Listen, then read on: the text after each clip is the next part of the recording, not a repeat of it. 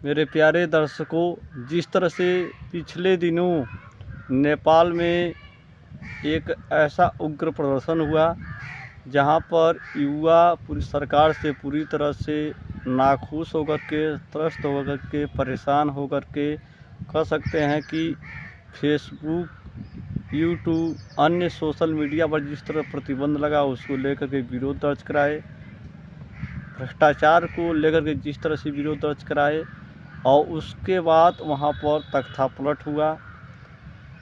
इसको लेकर के अभी मैं सोशल मीडिया पर देख रहा था तो तमाम ऐसे यूज़र हैं, तमाम ऐसे लोग हैं जो इस प्रकार का कमेंट कर रहे हैं या इस प्रकार का अपना राय व्यक्त कर रहे हैं या खुशी जाहिर कर रहे हैं कि उनको ऐसा लगता है कि इंडिया में भी अब ऐसा हो सकता है। क्योंकि पिछले दिनों देखा जाए तो चाहे नेपाल की बात हो, श्रीलंका की बात हो, अफ़गानिस्तान की बात हो, पाकिस्तान की बात हो, बांग्लादेश की बात हो, इस तरह का घटनाक्रम हो रहा है और अचानक तख्तापलट हो रहा है। तो इससे कुछ लोग बहुत ही ज़्यादा खुश हैं। ख़ासतौर नेपाल की घटना को लेकर के कुछ ऐसे लोग हैं जो बहुत खुशी जाहिर किए और उनको ऐसा उम्मीद लग रहा है कि ऐसा तो इंडिया में भी हो सकता है। इतना ज़्यादा खुश होने की आवश्यकता नहीं है। सरकार को भी चाहिए कि लोगों का ख्याल रखे, लेकिन सरकार का जो हमारे देश का संविधान है और यहाँ पर शांति व्यवस्था के लिए, हमारे देश की रक्षा के लिए जो हमारे देश की सेना है वह इतनी अनुशासित है, इतनी शक्तिशाली है, इतनी बहादुर है कि नेपाल के तरह नतमस्तक होने वाली नहीं है। कुछ लोग के सामने इस तरह घुटने टेकने वाली नहीं है।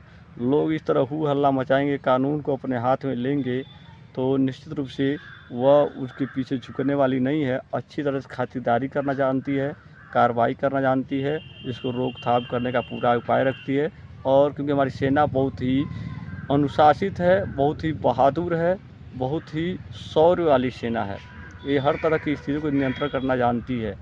और जो लोग इस तरह के घटनाओं को लेकर खुश हो रहे हैं उन्हें हम बता दें कि इस तरह घटनाओं को रोकने के लिए भले नेपाल में नेपाल की चाहे पुलिस थी या नेपाल की सेना सशक्त नहीं हो पाई, लेकिन जिस तरह से ये घटना हुआ, इस घटना को रोकने के लिए देखा जाए तो उत्तर प्रदेश की पुलिस ही काफ़ी थी। क्योंकि इस तरह की घटना एक तरह से कह सकते हैं कि केवल तख्तापलट ही नहीं किया या मानवता को शर्मसार किया, क्योंकि इसमें कई ऐसी घटनाएं आ रही है, कई ऐसी सूचनाएं आ रही है कि जगह जगह कई होटलों में तोड़फोड़, कई दुकानों में तोड़फोड़, कई बैंकों में लूटपाट और तमाम ऐसे कह सकते हैं एक प्रकार का डकैती हुआ है।